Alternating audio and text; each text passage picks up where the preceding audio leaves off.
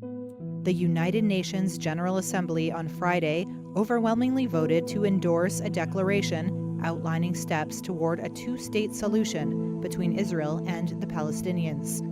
There were 142 votes in favor and 10 against. September 12, 2025, the world watched. The United Nations voted. 142 nations raised their hands. Israel would be divided. But while the world celebrated their peace and safety, something else was happening.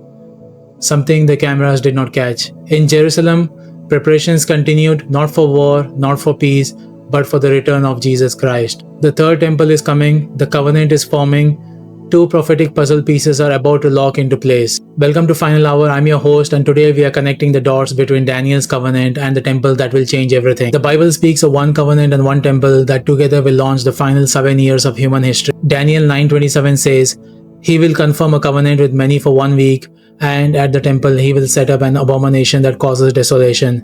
Notice that the covenant and the temple both are required for prophecy to unfold. The question keeps believers awake at night.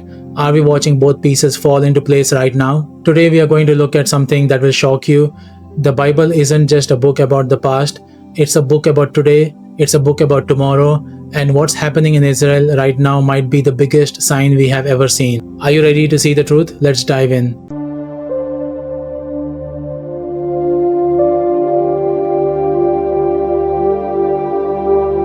Let's start with what's happening at the UN. Most English Bibles say the Antichrist will make a covenant, but the Hebrew tells a different story. The original word means to cause, to strengthen, not create something new, but force something existing into power. Think about this. The UN did not create a brand new idea. They strengthened existing pressure on Israel. They reinforced global opinion. They caused an existing framework to gain power. But here's a detail that changes everything. These 7-year cycles in Israel always begin on Rosh Hashanah, the Feast of Trumpets. September 12 can't be the start of Daniel's week, but Rosh Hashanah this year, September 23rd, 11 days after the UN vote. Meanwhile, 500 miles away in Jerusalem, the Temple Institute has recreated over 60 sacred vessels, golden menorahs, silver trumpets, priestly garments, everything needed for temple worship waiting. Red heifers from Texas are being guarded in Israel. Levitical priests are training, learning ancient rituals, practicing sacrifices. Two prophetic timelines converging. The covenant putting pressure on Israel from the outside. The temple preparations building momentum from the inside. But here's what terrifies me about the third temple. It's not about Jewish worship, it's the ultimate trap. 2 Thessalonians 2:4 reveals the Antichrist's endgame. He will exalt himself over everything that is called God, so that he sets himself up in God's temple, proclaiming himself to be God. Picture this, the Antichrist helps negotiate the covenant that allows the temple to be built. He becomes Israel's protector, the benefactor. They trust him completely. Then 3.5 years later, he walks into the Holy of Holies and declares himself God. Daniel 11:31 calls it the abomination that causes desolation, but it's more than desecration, it's the ultimate betrayal.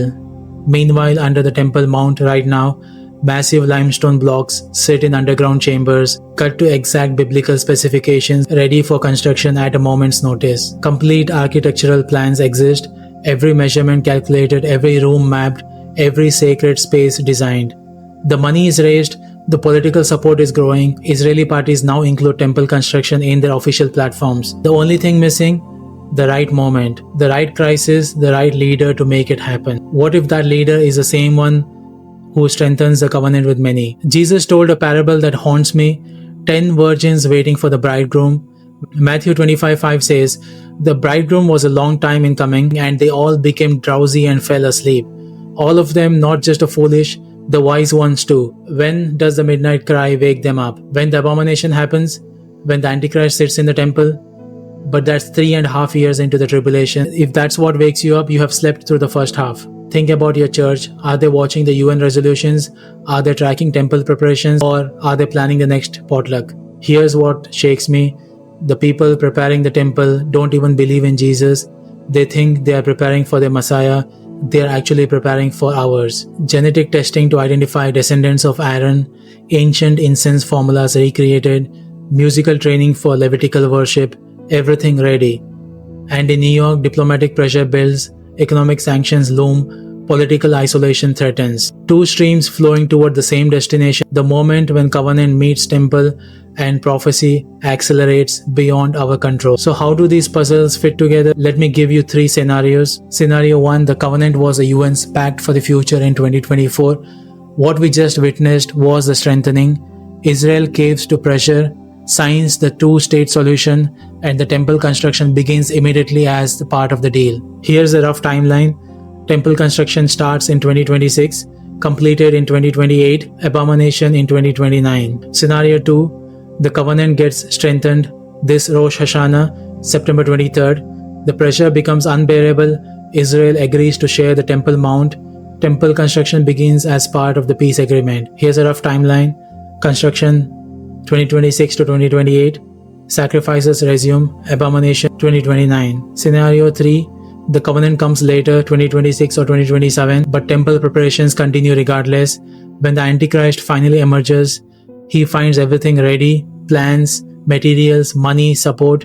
He just needs to light the fuse. In every scenario, we are looking at temple completion by 2028, 2029, the abomination by 2030 at the latest. Zechariah 14:14 tells us where this ends. On that day, his feet will stand on the Mount of Olives, east of Jerusalem.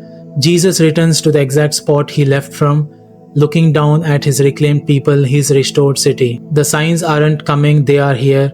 The covenant framework exists, the temple preparations are complete, the timeline is accelerating. When Solomon built the first temple, he prepared everything off-site so construction could happen quickly and quietly. Sound familiar? The stones are quarried, the vessels are crafted, the priests are trained, the money is raised, just like 3,000 years ago. Jesus said in Matthew 24:33, when you see all these things, you know that it is near, right at the door. The covenant pressure from outside, the temple readiness from inside, both streams flowing toward the same prophetic destination. Daniel 12:11-12 gives us the exact countdown. From the time that the daily sacrifice is abolished and the abomination that causes desolation is set up, there will be 1,290 days. Blessed is the one who waits for and reaches the end of the 1,335 days. When the temple is defiled, we'll know exactly how much time remains. The question isn't if these things will happen. Biblical prophecy guarantees they will. The question is, when the covenant is strengthened and the temple rises, will you be watching? Will you be ready? Will you have enough oil in your lamp for what comes next? Something strange is happening in Jerusalem, but for those with spiritual eyes, it's not strange at all. It's the fulfillment of promises made thousands of years ago.